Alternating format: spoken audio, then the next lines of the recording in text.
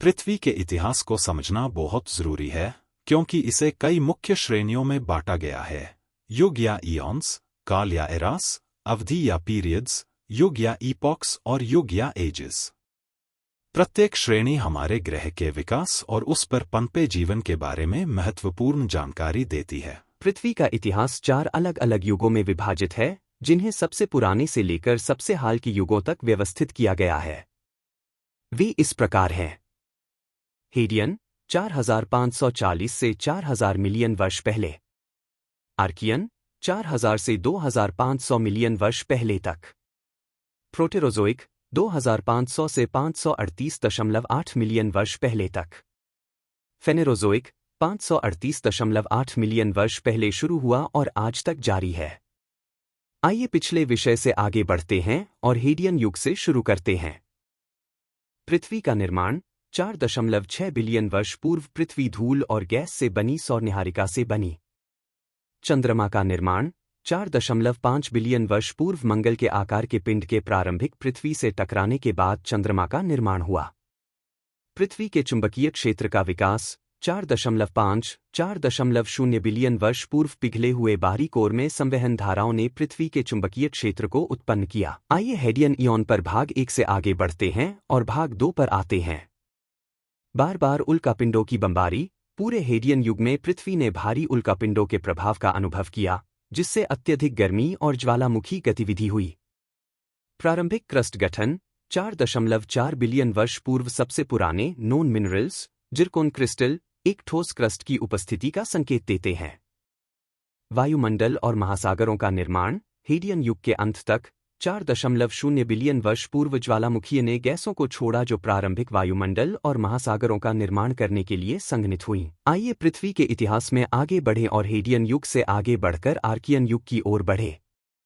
पृथ्वी की पपड़ी का निर्माण। आर्कियन इयॉन की शुरुआत पृथ्वी की पपड़ी के निर्माण से हुई।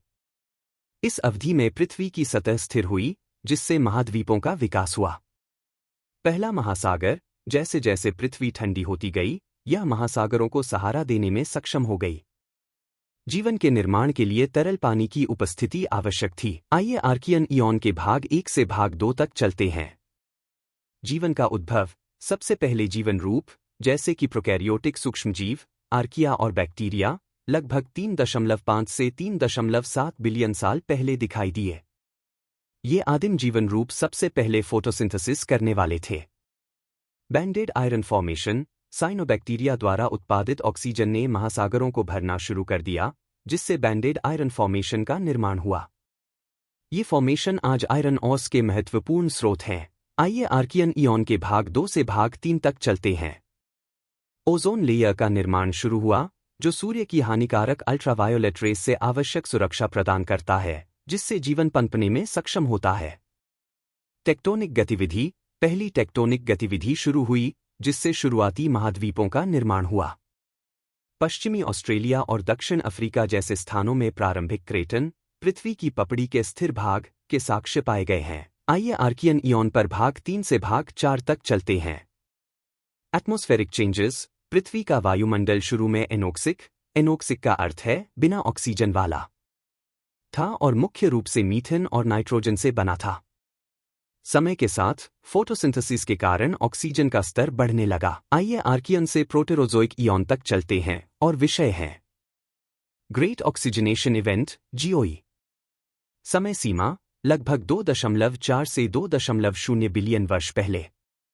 महत्व। पृथ्वी के वायुमंडलीय ऑक्सीजन के स्तर में पहली उल्लेखनीय वृद्धि फोटोसिंथेसिस के वजह से हुई।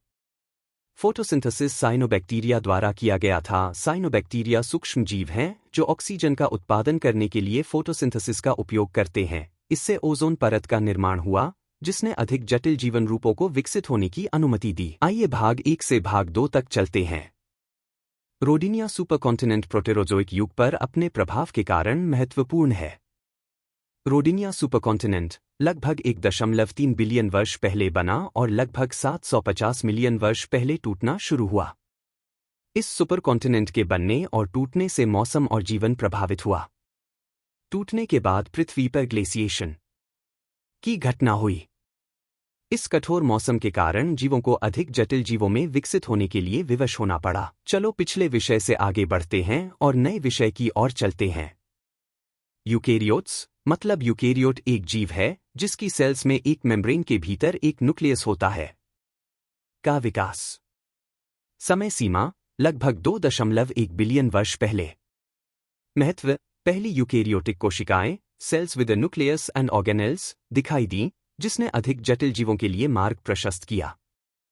यह मल्टीसेल्यूलर जीवन के विकास की दिशा में एक महत्वपूर्ण कदम था। पिछले वीडियो में हमने यूकेरियोट्स के ऊपर चर्चा की थी। इस वीडियो में हम स्नोबॉल अर्थ हाइपोथेसिस पर चर्चा करेंगे। स्नोबॉल अर्थ हाइपोथेसिस क्या है? यह हाइपोथेसिस बताती है कि अर्थ 720 से 650 मिलियन साल पहले के बीच में एक बार पूरी जमी हुई थी। इस घटना ने भूमि को पोषक तत्वों से समृद्ध बना दिया। जो जीव इस घटना से बच गए वे पोषक तत्वों से समृद्ध भूमि की मदद से विकसित हुए। इस वीडियो से हम फेनेरोजोइक इयॉन शुरू करेंगे। फेनेरोजोइक इयॉन अभी भी चल रहा है और इस इयॉन को 3 एरास में विभाजित किया गया है। फर्स्ट एरा पैलियोजोइक इरा है और यह सबसे पुराना भी है। इस युग में फर्स्ट वर्टेब्रेट का विकास हुआ। सेकेंड इरा मेसोजोइक इरा है और यह इस इयॉन का मध्य भी है। यह युग सरीसृपों और रेप्टाइल्स का युग था। थर्ड और चल रहा सेनोजोइक इरा भी हाल का या सबसे नया है। इस युग के राजा मैमल्स हैं और इस युग में मानव का विकास हुआ। आइए एलेजोइक इरा से शुरू करें। एलेजोइक इरा 541 से 252 मिलियन वर्ष पूर्व। कैम्ब्रियन एक्सप्लोजन जीवन रूपों का एक तेज डाइवर्सिफिकेशन जिसके परिणामस्वरूप echinoderms, molluscs, worms, arthropods and chordate animal phylum का उदय हुआ। ऑर्डोविशन सिल्यूरियन एक्सटिंक्शन सबसे बड़े मास एक्सटिंक्शन में से एक, जिस कारण से 85% मरीन जीवन विलुप्त हो गया। इस वीडियो में हम पैलियोजोइक इरा को जारी रखेंगे। डिवोनियन पीरियड लगभग 419.2 से 358.9 मिलियन ईयर्स तक चला।